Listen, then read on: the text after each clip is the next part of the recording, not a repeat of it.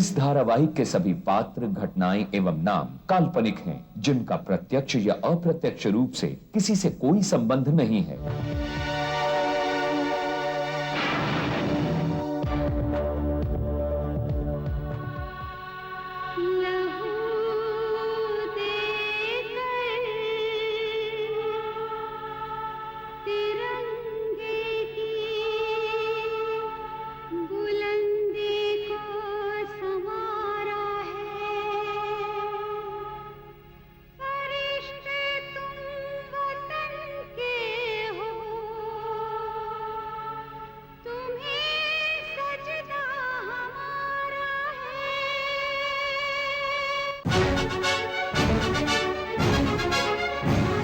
जुल्म का जो दुश्मन सच्चाई का यार, टकराने को जुल्म से हरदम है तैयार।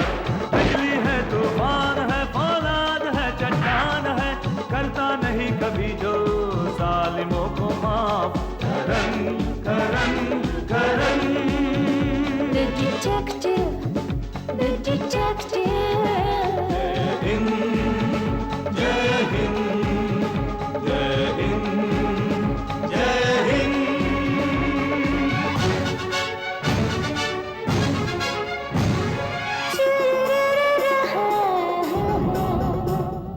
देश पर साजिश की परछाई अगर छाने लगे, वक्त को वो थाम ले, सब्र से वो काम ले।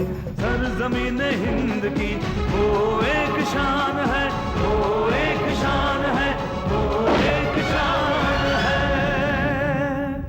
बिजली है, तूफान है, फौलाद है, चट्टान है, करता नहीं कभी जो जालिमों को माफ। करन करन करन करन The detective, the detective. Karan Karan Karan the detective। अपनी बेटी को समझाओ, कहीं भी कुछ भी बोल देती है। I love you, Nisha.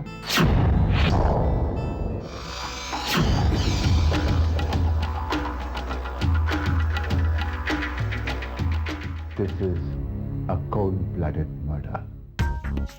इस लड़की का कत्ल हुआ है। अक्षय ठीक कह रहा है करण सर, निशा मरती थी उस पर। और वैसे भी निशा बहुत प्रिय लड़की थी। मुझे नहीं लगता कि अक्षय ने उसके साथ रेप करने की या जबरदस्ती करने की कोशिश भी की होगी। अगर निशा का कत्ल अक्षय ने नहीं किया, तो फिर किसने किया? ऐसा कौन था उस पार्टी में जो निशा की जान का दुश्मन था? वो जिसकी जान के लिए निशा खतरा बन चुकी थी। टीना, तुम कहना क्या चाहती हो? मे बी निशा का कत्ल उस इंसान ने किया हो जिसने आज से 12 साल पहले किसी का कत्ल करके उसकी लाश को दफनाया हो। आज से 12 साल पहले ऐसी कोई वारदात हुई ही नहीं थी। मैंने खुद पता लगाया है कि ना कोई कत्ल की रिपोर्ट है, ना किसी के गायब होने की। सर, ये बात मैं भी जानती थी। सर, मैं तो क्या, निशा के माँ बाप, हर आदमी ये कहता था कि उसे झूठ बोलने की आदत थी। हर किसी का ध्यान अपनी तरफ करने के लिए वो हर किसी को किस्से सुनाती रहती थी, वो भी झूठ मूठ के। हाँ, ये सच है कि झूठ बोलना सिर्फ उसका शौक नहीं, उसकी आदत भी थी। लेकिन ये भी सच है कि जो कुछ उसने कहा वो सब कुछ झूठ नहीं था। ये क्या कह रही है? What do you mean? मतलब ये कि वो झूठ बोला करती थी, लेकिन उसकी बातों में कुछ सच भी होता था। वो अक्सर दूसरों की आपबीती अपने नाम से सुनाया करती थी। तुम्हारे कहने का मतलब ये है कि लाश को ठिकाने लगाते हुए निशा ने नहीं, किसी और ने देखा था? जी हाँ। मगर किसने? मैंने। करण सर, मैं सच कह रही हूँ। आज से 12 साल पहले वो सब कुछ मैंने देखा था जो निशा ने कहा था। इवन मैंने बताया था निशा को, और उसने सबके सामने अपनी शान बढ़ाने के लिए डींगे हाँकना शुरू कर दिया, और उसकी वो आदत उसकी मौत का कारण बन गई। टीना, तुम ये कह रही हो कि तुमने आज से 12 साल पहले किसी को कत्ल के बाद लाश को दफनाते हुए देखा था? हाँ।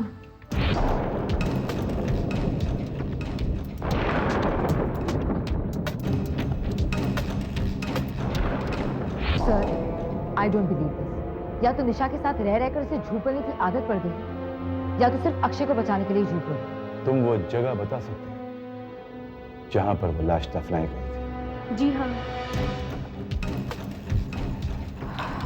करण साहब, मुझे लगता है कि आप खामखा हमारा और अपना दोनों का वक्त बर्बाद करें। और क्या, कोई हमारे घर के पिछवाड़े में आकर लाश गाड़ देगा और हमें पता भी नहीं चलेगा। पापा, वो सब कुछ मैंने अपनी आंखों से देखा था। तो बेटा तुम्हें पता था तो अब तक बताया क्यों नहीं? मामा, पिछले 12 साल पुरानी बात है। कितनी छोटी थी उस समय तो मुझे कुछ समझ में नहीं आया कि वो सब क्या था। पर जब समझ में आया तो मेरी हिम्मत ही नहीं हुई आप सबको कुछ बताने की।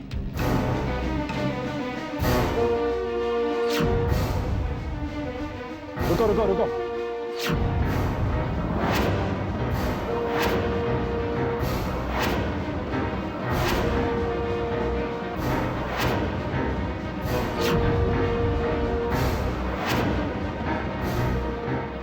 अब आप क्या कहेंगे महेश?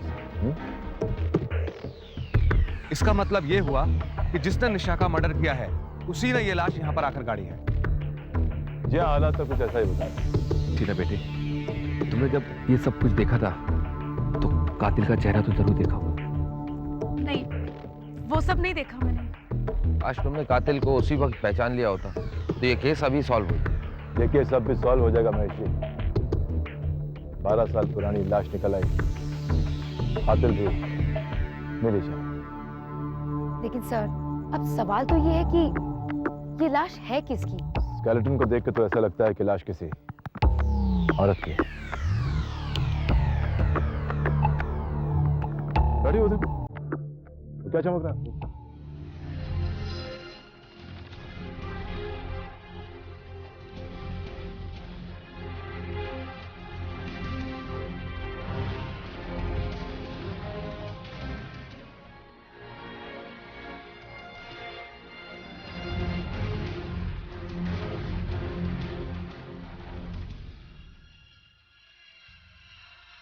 Holy Spirit.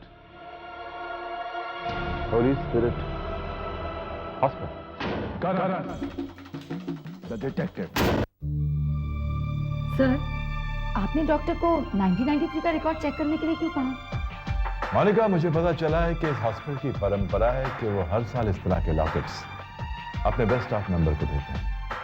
और क्योंकि इस लॉकेट पर डेट लिखी हुई थी, there's a good chance, ना? करण साहब, हमें पता चल गया है कि ये लॉकेट 1993 में हमारे हॉस्पिटल की बेस्ट नर्स नैन्सी को दिया गया था। नैन्सी रॉड्रिग्स। 12 साल पहले एक पेशेंट की डेथ में उसे इतना अफेक्ट किया था कि उसके बाद वो दोबारा कभी हॉस्पिटल नहीं आ सका। हमारे स्टाफ ने उसे काफ़ी खोजने की कोशिश की, लेकिन उसकी कोई भी खोज खबर नहीं मिली। फिर तो आपको ये भी याद होगा कि वो पेशेंट कौन था जिसकी मौत ने सिस्टर नैन्सी को इतना इमोशनली डिस्टर्ब कर दिया था। ऑफ कोर्स, उस पेशेंट को मैं कैसे भूल सकता हूँ? इन हाथों ने हजारों मरीजों का इलाज किया, जिनमें कुछ ठीक होते हैं, कुछ नहीं भी ठीक होते हैं।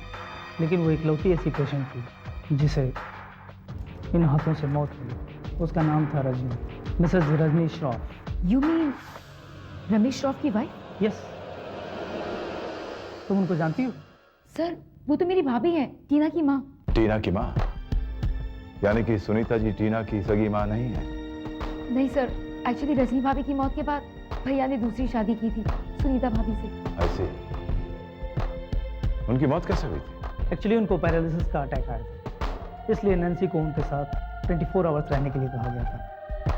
रजनी का ट्रीटमेंट चल रहा था, वो ठीक भी हो रही थी। मैं रेगुलर चेकअप के लिए उनके घर जाता था, उस दिन भी गया था।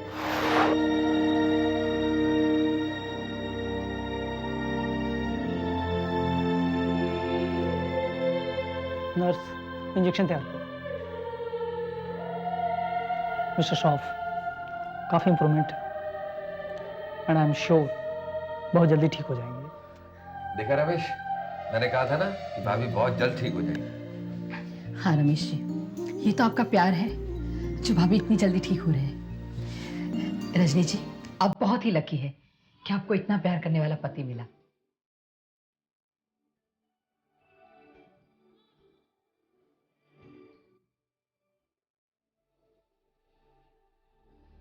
Okay Ramesh, bye, take care. Thanks for coming. अगर कुछ भी काम हो तो बेझिझक मुझे और भैया को फोन कर सकते हो, एनी टाइम। जरूर।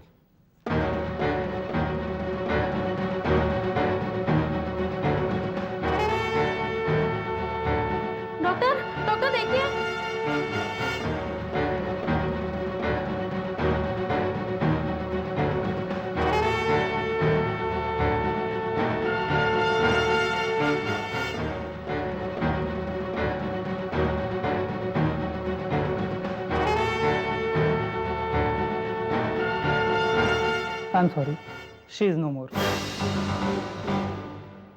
वो इंजेक्शन उसे रेगुलर दिया जाता, लेकिन पता नहीं कैसे उस दिन वो इंजेक्शन रिएक्ट कर गया। रजनी की मौत के बाद नैन्सी को वापस आना चाहिए था, लेकिन नैन्सी वापस क्लिनिक में नहीं आई। मैं समझ गया कि पेशेंट की मौत ने उसे अपसेट कर दिया है, इसलिए वो नहीं आई। नहीं, वो इसलिए वापस नहीं आई क्योंकि सिस्टर नैन्सी का कत्ल हो चुका था। What? नैन्सी का murder? Yes. Oh my God. लेकिन उसका मर्डर किसने किया और क्यों किया? उसी ने जिसने 12 साल बाद मासूम निशा का कत्ल किया। और वो जो भी है, आई प्रॉमिस यू मोनिका, जिसने भी तुम्हारी भाभी को मारा है, मैं उसे नहीं छोड़ूंगा।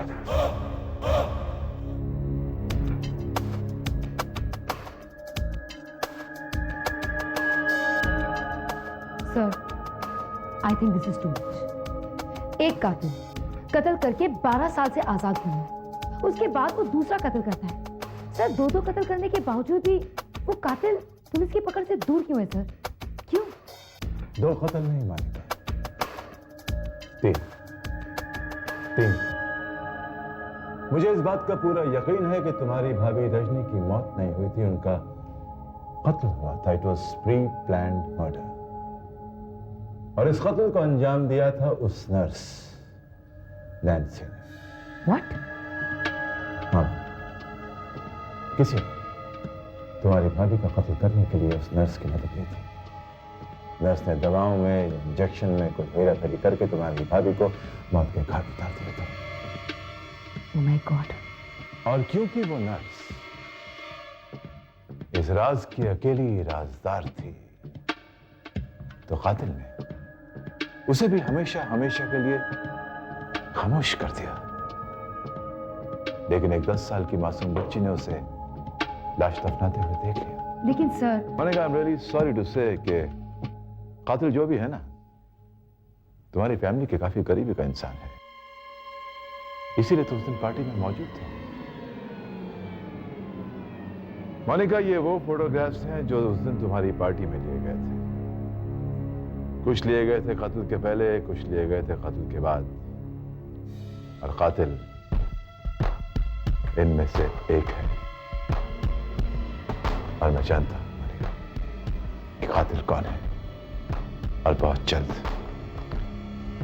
सबूत के साथ सबके सामने पेश करूंगा उसे।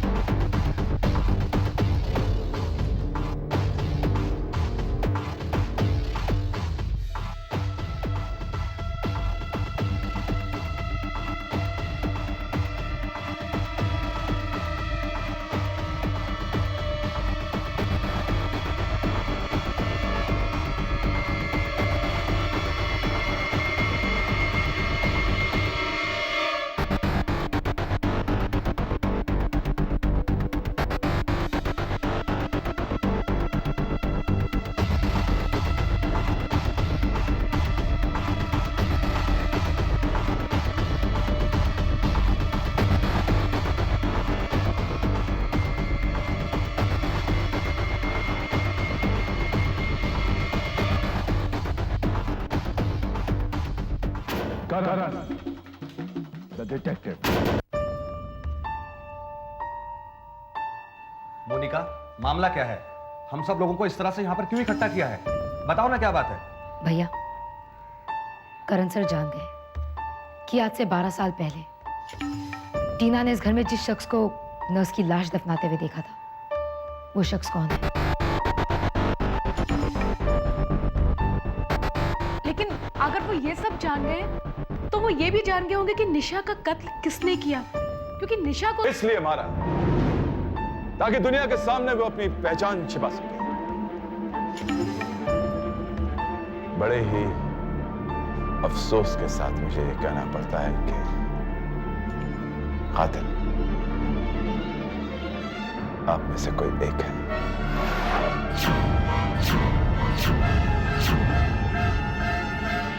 कौन है कातिल? होल्ड ऑन मिस्टर रमेश, इतनी जल्दबाजी अच्छी नहीं। थोड़ा सा सब्र कीजिए। 12 साल पहले शुरू हुई कहानी को अंजाम तक पहुंचाने के लिए 12 मिनट तो दीजिए। सब प्लीज जल्दी से बताइए, मेरा दम घुटा जा रहा है। मैं क्राइम पर थीसिस लिख रही हूँ, मेरे घर के अंदर एक क्रिमिनल और मुझे ही नहीं पता। I can't believe this. You better believe it Monica, ऐसा ही होता है। ये ऊपर वाले का जो स्क्रीन प्ले है ना, बड़ा कमाल का स्क्रीन प्ले है। हाँ, इसमें उतार चढ़ाव जरूर होते हैं, लेकिन कहानी अंजाम तक जरूर पहुंचती है। मोनिका, तुम्हारे लिए मैं सिर्फ इतना कहूंगा कि अपना दिल खड़ा कर लो, और अगर डिटेक्टिव बनना है तो आज के बाद अपने साय पे भी भरोसा मत करना। मिस्टर करण, ये फिलॉसफी छोड़िए और साफ साफ बताइए कि कातिल कौन है और आपके पास क्या सबूत है उसके? सबूत है मेरे पास। मजाक छोड़िए और बताइए क्या सबूत है आपके पास?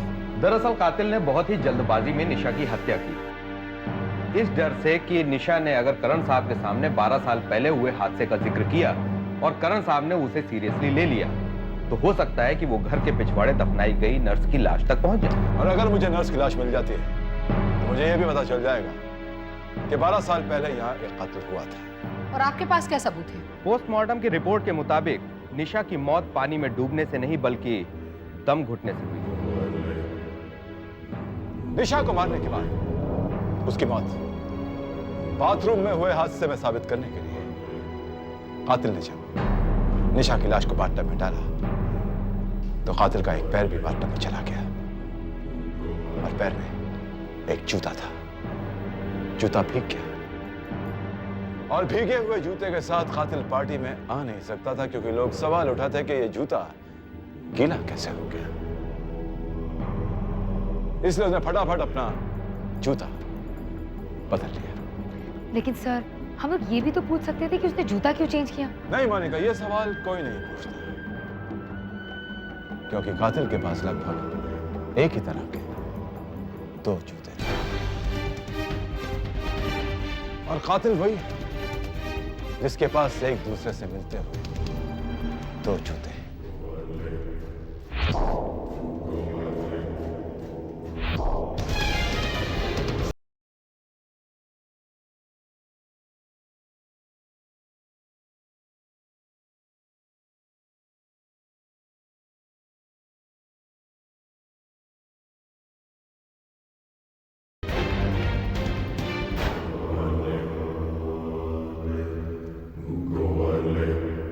पापा, आपके पास भी 2 शूज है ना?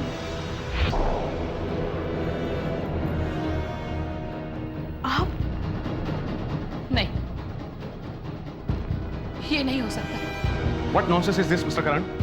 आप मुझ पर इस तरह के बेबुनियाद इल्जाम नहीं लगा सकते। इस इल्जाम की बुनियाद है हमारे पास मौजूद फॉरेंसिक की रिपोर्ट।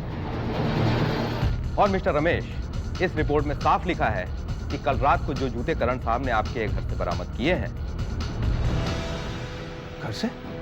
जी हाँ, करण साहब कल रात को आपके घर छुपकर तलाशी लेने के लिए आए थे और उस रिपोर्ट के मुताबिक उन जूतों में उसी साबुन वाले पानी के सैंपल्स पाए गए हैं जो साबुन हमने निशा की बाथरूम से बरामद किया, और उसी साबुन के पानी के सैंपल्स हमें निशा की लाश के कपड़ों से भी मिले।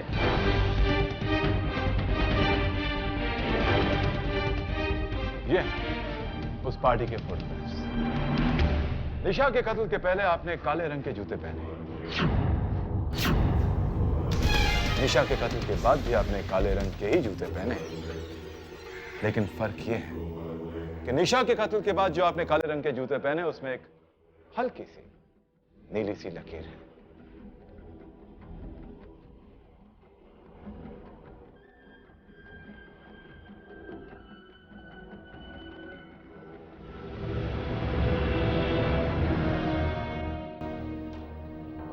राठी, रमेश श्रॉफ को जूते दिखाओ। हवलदार,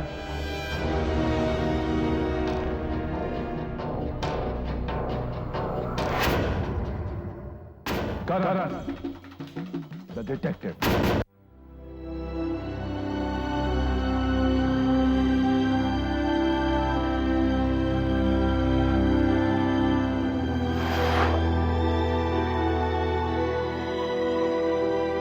और ये रहा नीली लाइन वाला दूसरा जूता।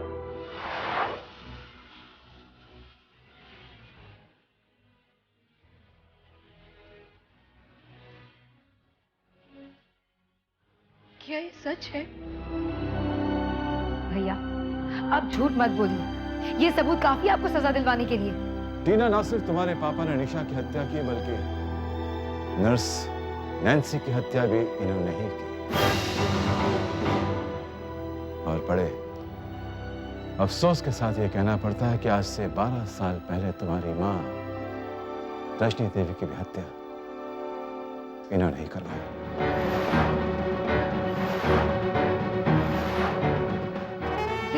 ये आप क्या कह रहे करण सर? मोनिका, मैं बिना सबूत के कभी कुछ नहीं कहता। भैया बोलिए बोलिए, सच क्या है? रमेश, मेरे दोस्त, ये सब तुमने? हाँ, मैंने ही रजनी को नर्स नैन्सी के साथ मिलकर रास्ते से हटाया था ताकि मैं तुम्हारी बहन सुनीता से शादी करके तुम्हारा बिजनेस पार्टनर बन सकूं।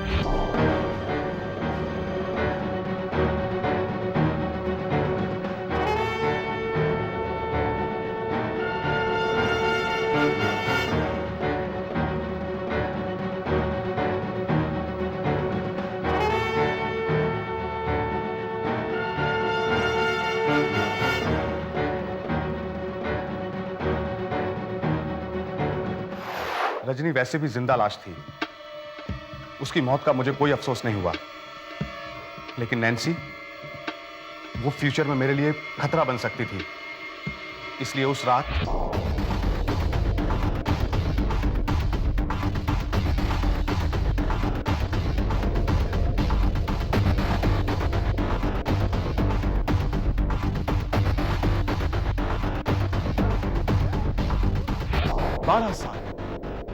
बारह साल तक 2 खत्म का राज अपने सीने में छिपाए आराम की जिंदगी बसर करते रहे मिस्टर रमेश श्रॉफ।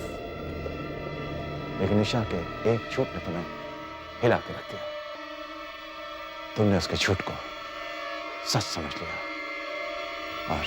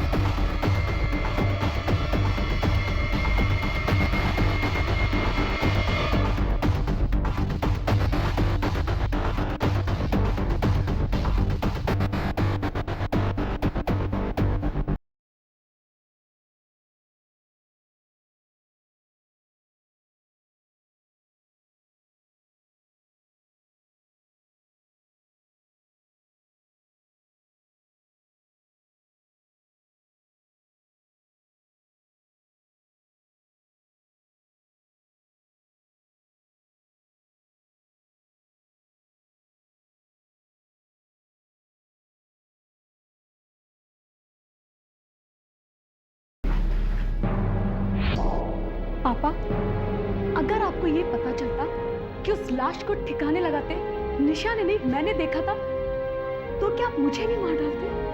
नहीं बेटी, नहीं बेटी, ऐसा मत कहो। मत कहिए मुझे बेटी, आप मेरे पिता नहीं बल्कि मेरी माँ की कातिल हैं। I just hate you. I hate you. Mister Ramesh, मैं आपको रजनी देवी, नर्स नैन्सी और निशा दवे के कत्ल के इल्जाम में गिरफ्तार करता हूं। You are under arrest. I am sorry Monica, मैंने तुमसे कहा था कि मैं जहां भी जाता हूं जुर्म एक साए की तरह मेरे पीछे पीछे आता है। मत बुला मुझे अपने घर, मेरे कदम बहुत अशुभ हैं। नहीं सर, इससे बड़ी शुभ बात क्या हो सकती है कि आज 12 साल के बाद एक कातिल पुलिस के शिकंजे में आया। ये तो ऊपर वाले का स्क्रीन पे था कि वो कातिल मेरा भाई निकला।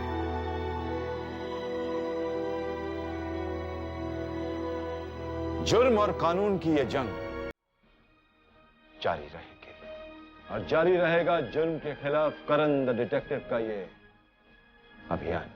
दोस्तों, तो फिर मिलते हैं अगले हफ्ते आज ही के दिन इसी वक्त। मैं आप और एक नया मुजरिम, करण द डिटेक्टिव।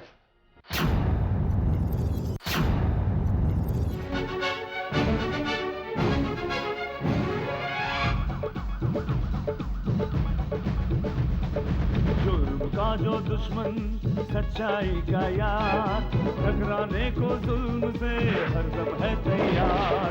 बिजली है, तूफान है, फौलाद है, चट्टान है, करता नहीं कभी जो जालिमों को माफ। Karan Karan Karan The detective, the detective, जय हिंद, जय हिंद, जय हिंद, जय हिंद।